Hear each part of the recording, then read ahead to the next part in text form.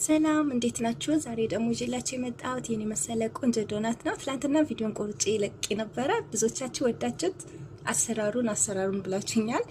እሺ ቃል በገባውላችሁ መሰረት ዛሬ አሰራሩን አሳያችኋለሁ ማለት ነው። በጣም ቆንጆ የሆነ ሬስቶራንት የሚያስንቅ ቆንጆ ዶናት እንዴት በቀላሉ ቤታችን ውስጥ እንደምናዘጋጅ አሳያችኋለሁ። እንዲሁም ለተለያየ ፕሮግራም ልደት፣ እንዲሁም ደግሞ ለመሸጥ ብትፈልጉ እንኳን በዚህ መንገድ አዘጋጅታችሁ ለፈለጋችሁት መጠቀም ትችላላችሁ ማለት ነው።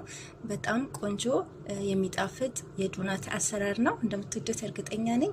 እዚህ ጋር እንግዲህ እንደምትመለከቱት ይህን መሰለ በጣም ሶፍት የሆነቻችን በፍቅር የምንወደውን ዶናት እንደምታዩት እዚህ ጋር ልስላሴው ሶፍት የሆነ እዩት። ጨብጬው እንኳን በኃይል ይዤው ጭብጥ ሳረገው እንኳን ተመልሶ እዛው ቦታ ላይ ነው ማለት ነው። ይሄን የመሰለ ቆንጆ ዶናት የሚያስመሰግን ዶናት እንዴት ማዘጋጀት እንደምንችል አሳያችኋለሁ። ወደ አሰራሩ ከመሄድ በፊት ፕሮፋይል ስር ቢዮ ላይ የዩቲዩብ ቻናሌ ሊንክ አለ። እዛ ላይ በመግባት ጠቃሚ የሆኑ ቪዲዮዎችን ሰርቻለሁ። ገብታችሁ ለማየት ሞክሩ። በዛውም አበረታቱኝ። ላይክ፣ ሼር፣ ሰብስክራይብ ማድረግ አትርሱ። እሺ ጓደኞቼ ወደ አሰራሩ እንሄዳለን። እስከ መጨረሻው ተከታተሉኝ። አሰራሩ ስንሄድ 4 ብርጭቆ ፍርኖ ዱቄት ከጨመርኩ በኋላ ግማሽ የሻይ ብርጭቆ ስኳር ጨመርኩኝ።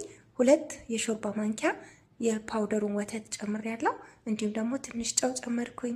እንዲሁም 1 የሾርባ ማንኪያ ፓውደሩን እርሾ ጨመርኩኝና ከዛን ቀላቀልኩኝ ማለት ነው። ከዛን 1 እንቁላል ከፍሪጅ ውጪ ቆየ ጨመርኩኝ። እዚህ ጋር ደግሞ የምትመለከቱት በአረበኛ ልበን ይሉታል፣ በሀገራችን አሬራ የምንለው ነው ማለት ነው። እሱን 1 ብርጭቆ ትጨምራላችሁ። ከዛን 1 ብርጭቆ ለብ ያለ ውሃ እንጨምራለን። በጣም የሞቀ መሆን የለበትም። ከዛን እንደምትመለከቱት እኔ ዛሬ ማቦካው በማሽን ነው። እናንተ ከፈለጋችሁ በእጃችሁ ማቦካት ትችላላችሁ።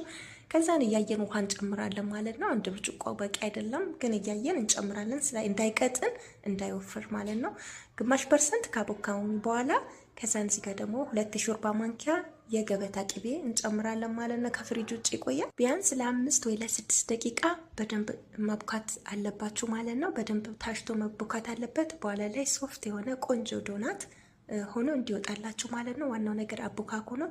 በእጃችሁ ብታቦኩ ከሆነ በደንብ አሽታችሁ አብኩ። መጨረሻ ላይ ጥሩ ውጤት ታገኛላችሁ ማለት ነው። እንደምትመለከቱት እንግዲህ ለ7 ደቂቃ በዚህ መልኩ በማሽን ካቦካው በኋላ ከዛን ውፍረቱ መጠን እንግዲህ እንደምትመለከቱት እንደዚህ ነው። በጣም መጠንከርም የለበትም፣ በጣም ውሃ መሆንም የለበትም ማለት ነው። እንደዚህ ልስልስ ያለ በጣም ስለተቦካ እንደዚህ ነው የሚለጠጠው። በቀላሉ አይበጣጠስም ሊጡ ማለት ነው። በደንብ ቆንጆ ታሽቶ ስለተቦካ ነው ማለት ነው።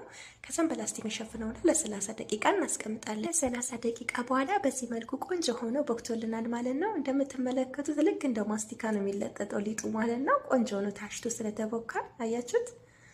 እና እንግዲህ አሁን እናስተነፍሰዋለን ማለት ነው። ልክ እንደዚህ እንደምትመለከቱ